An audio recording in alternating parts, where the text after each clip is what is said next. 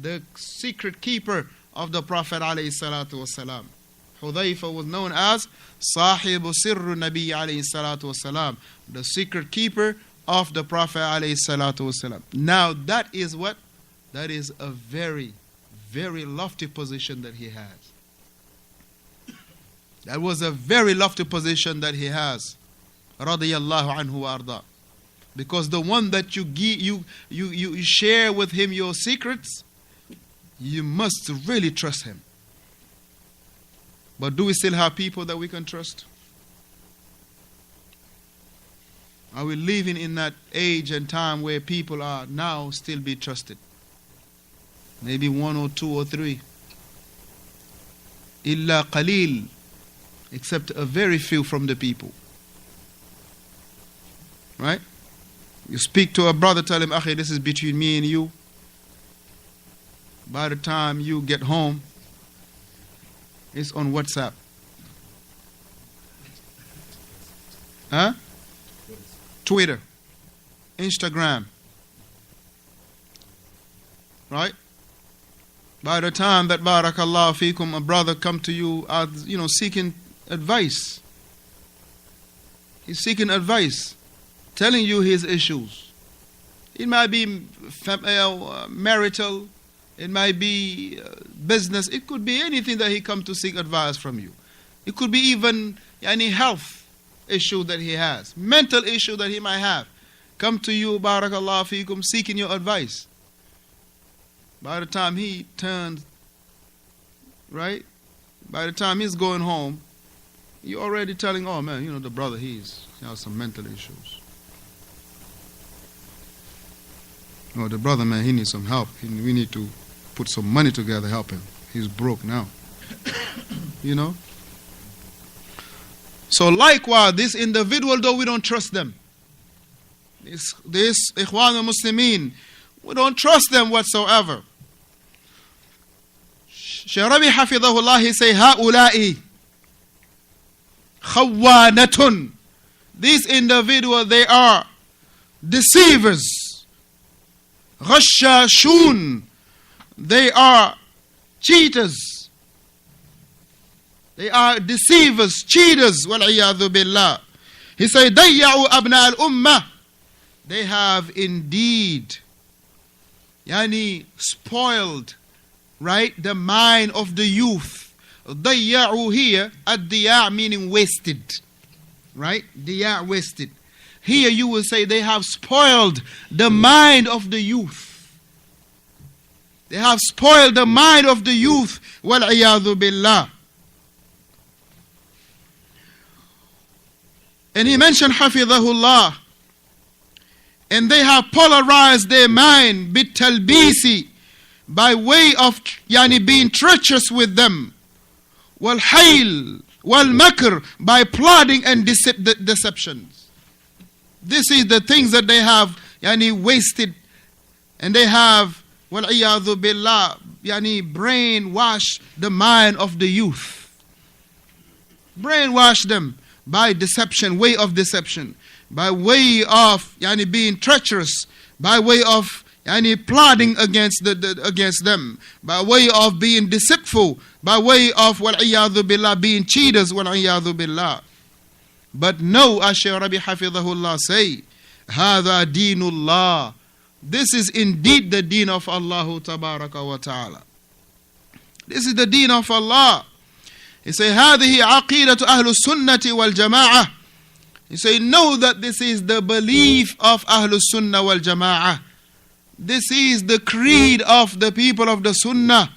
Those who, barakallahu fikum, they come together upon the Sunnah. He say, كيف تقولون نحن من أهل السنة والجماعة وأنتم في واد وهم في واد. He say, how in the word that you say that we are from Ahlus Sunnati wal Jama'ah, and Ahlus Sunnah wal Jama'ah, they are on one end and you are on the other end. They are on one shore, you are on the other shore. They are on one river, they on one side of the river and you are on the other side of the river. How in the word that you claim that you are from Ahlus Sunnati wal Jama'ah, they are on one valley and you are on another valley. كلما نأتي في واد, that any time we come on a path or on a valley, he say نجدكم مع أهل البدعة, that we will always find you to be with the people of innovation. Now this is something that barakallahu fikum, all of us should pay mind to. Who you with? Who are you with? Who you associate yourself with? Who are you with? He said that it is amazing that any time we come to a part, to a valley, we see you with Ahlul Bid'ah. They are the one that you are cool with. But when the people of the Sunnah, you have a total enmity with them, wal-iyadhu billah. But the people of innovation, you don't have no problem with them. You don't have no issue whatsoever with them. But the minute that the people of the Sunnah are being mentioned, you start frowning. You hate it. But when the people of innovation are mentioned, or when the people of tasawwuf are mentioned, you don't have no problem. It's okay. It's okay. But people of Sunnah mentioned, now you catching a feeling. You really catching a feeling when the people of Sunnah are being mentioned.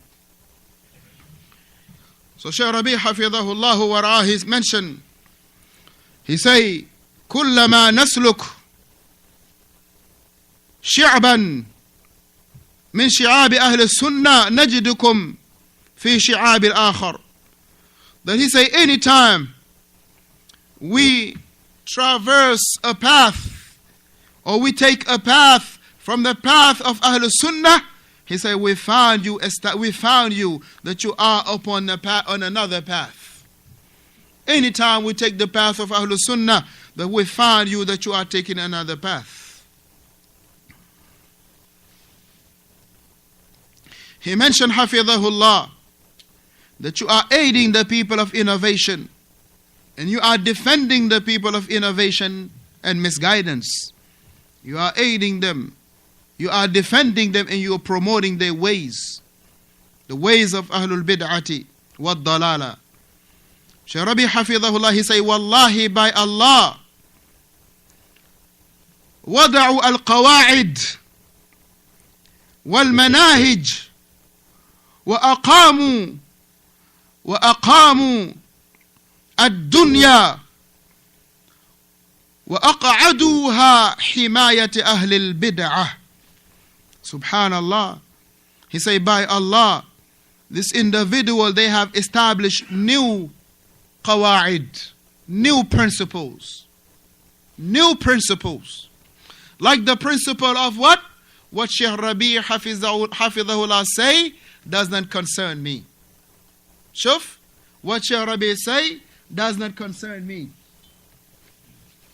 Or what he say does not, I don't have to take his position.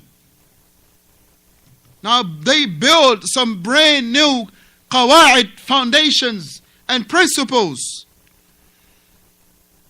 and methodologies to do what? They have established the whole world to do what? To defend, to be in defense of the people of innovation. We found this in our day and time, where people will say, well, what Shaykh Rabee say does not, it's not binding upon me. I'm not binding to take his position.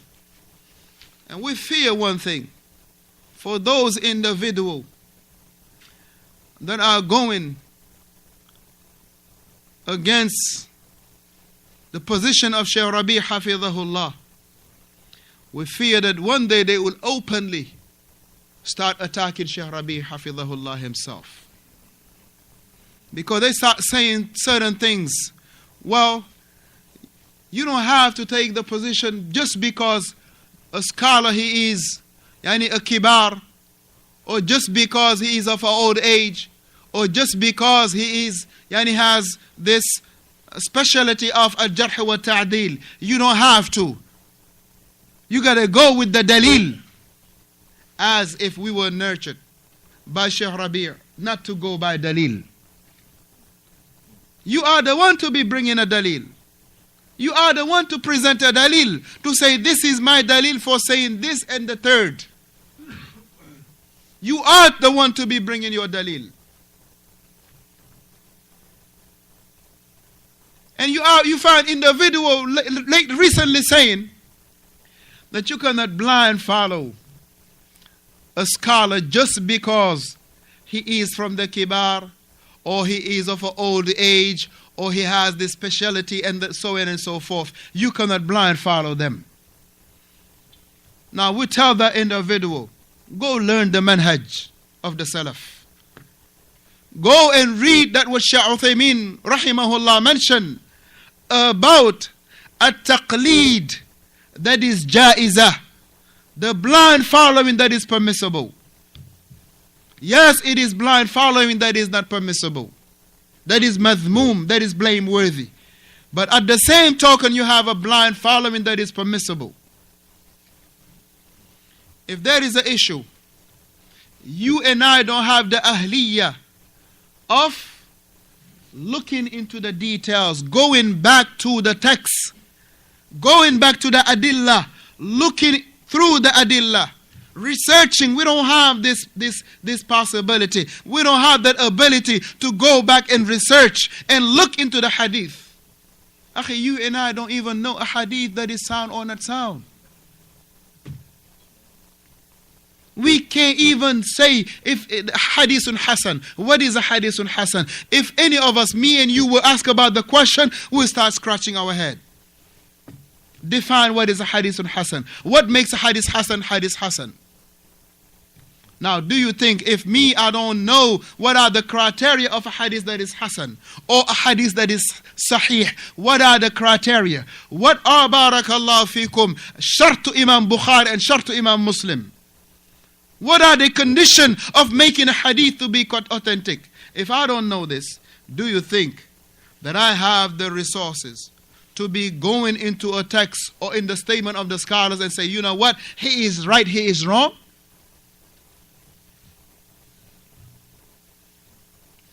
So therefore, upon that situation, walhamdulillah, me and you, that we will take the opinion that we see the most correct, based on criteria.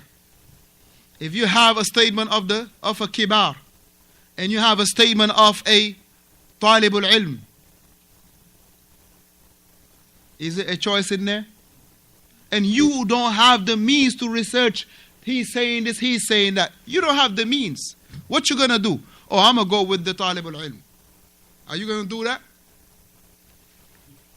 Akhi, the Messenger sallallahu alaihi wasallam gave us the way out. He said, Al-baraka fi akabirikum. The barakah is in your elders. And that the people will not cease to be upon guidance as long as they take their knowledge from their elders. And we're talking about elders here, barakallahu fikum, those who have been upon the da'wah all their lives. Not just because a person is gray-haired, but upon the da'wah all their lives, and they have scholarship. They are recognized to be scholars. But when you find people, barakallahu fikum, they want to beat you up with the Quran. They want to beat you up with the Arabic language. These are the tools that they want to make you look lowly. They want to beat you up with the Quran. Oh, you don't memorize nothing from the Quran. Be quiet. Oh, you don't understand Arabic. Sit down. They beat you up with these things. So to the point that the manhaj are not being taught properly. That you find if the people that take the forefront, they're deficient in their manhaj, then how about those who are sitting in their classes? Ala ayyin. Alhamdulillah, he said that this is the deen of Allah and this is the aqeedah of al-Islam, the aqeedah of As-Sunnah wal Jama'ah. We got to defend this matter, barakallahu feekum. And only seeking the pleasure of Allah subhanahu wa ta'ala. We suffice ourselves with this until insha'Allah ta'ala our next sitting. Wa sallallahu wa sallama ala Muhammadin wa ala alihi wa sahbihi ajma'in. If there was any mistake that I have made, please rectify me. May Allah tabaraka wa ta'ala rectify you all.